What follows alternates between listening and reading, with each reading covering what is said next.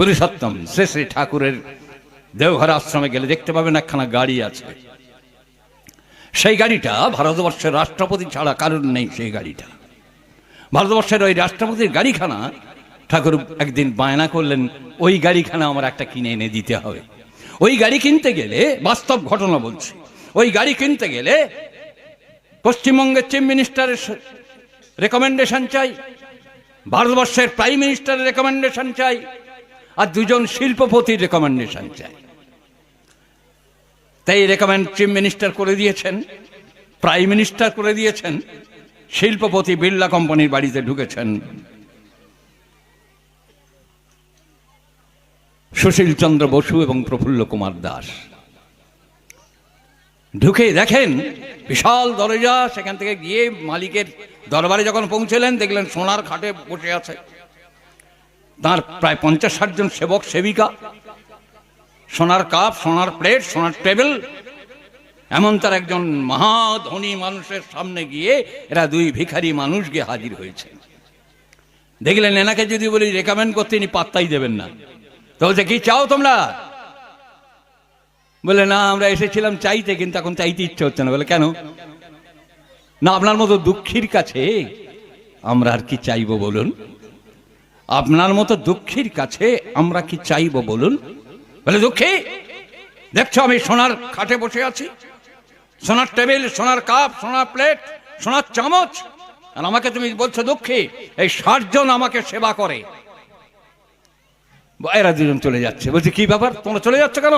বলে, চলে যাচ্ছে এই কারণে, আপনি একজন গ্রেট লায়ার, আপনি একজন মিথ্যাবাদী। বলে, কেন? বলে, আপনার সুখ নেই, আপনি জোর করে সুখ দেখাচ্ছেন।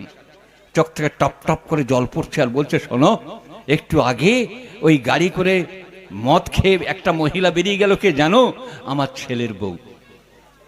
আমাকে আমার স্ত্রী দেখে না, আমার ছেলের বউমা আমাকে দেখে না, আমাকে দেখে এই আমার চাকর বাকর, যাদের 50,000, 60,000, 1 লাখ টাকা দিয়ে রেখে দিয়েছি, এরাই কিন্তু আমাকে সেবা দেয়।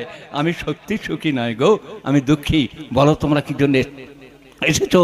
বলছে, ঠাকুরের এই গাড়ি কেনার জন্য রেকমেন্ড করাবার জন্য এসেছি। দাও দাও, আমি রেকমেন্ড করে দিচ্ছি, আমি আরেকজন শিল্পপতিকে ফোন করে বলে দিচ্ছি, তোমরা ওখানে গেলেই সই করে দেবে। ঠাকুরের ঘরে সে গাড়িখানা আছে, দেখবেন। তাই আজকের আমরা টাকার মালিক, টাকা থাকলেও কিন্তু সুখ নেই গো। সুখ সব মানুষের কাছে আছে। মানুষ ছাড়া জীবনে সুখ পাওয়া যায় না। মানুষ যার আপন, জগৎটা তার আপন, মানুষ ছাড়ে কিছু হয় না। পুরুষোত্তমের দরবারে তিনি একটা গরিব মানুষের সন্তান, বাড়িতে খাওয়া হয় না, যিনি বাল্যকালে বলছেন তার মায়ের গলা জড়িয়ে ধরে, ও মা, তুই ভাবিস না আমি বড় হয়ে না, তুই মুড়ি ভেজে দিবি, আমি মুড়ি বিক্রি করে তোর সংসার চালিয়ে দেবো। এই মানুষটা তিনি আজকের কয়েক লক্ষ কোটি টাকার বিশাল আশ্রম তার গড়া আছে পাবনা হিমায়তপুরে, দেওঘরে গিরনি আশ্রম, যে আশ্রমগুলো গড়া আছে তা কয়েক লক্ষ কোটি টাকা তার ভ্যালুয়েশন। কে গড়েছেন? যার রাজত্বে এসে দেখলাম মানুষ আপন, টাকা পর, যত পারিস মানুষ ধর।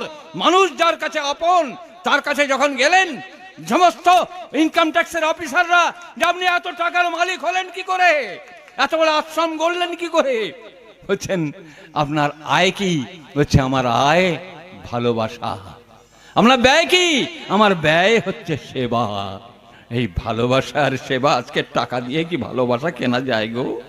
টাকা দিয়ে ভালোবাসা কেনা যায় না, ভালোবাসা দিয়ে ভালোবাসাকে কেনা যায়। ভালোবাসা না দিলে ভালোবাসা কেনা যায় না, ভালোবাসা দিয়ে ভালোবাসাকে কেনা যায়। আর এই ভালোবাসার চাষ পুরুষোত্তম শ্রী শ্রী ঠাকুর অনুকূলচন্দ্র করে।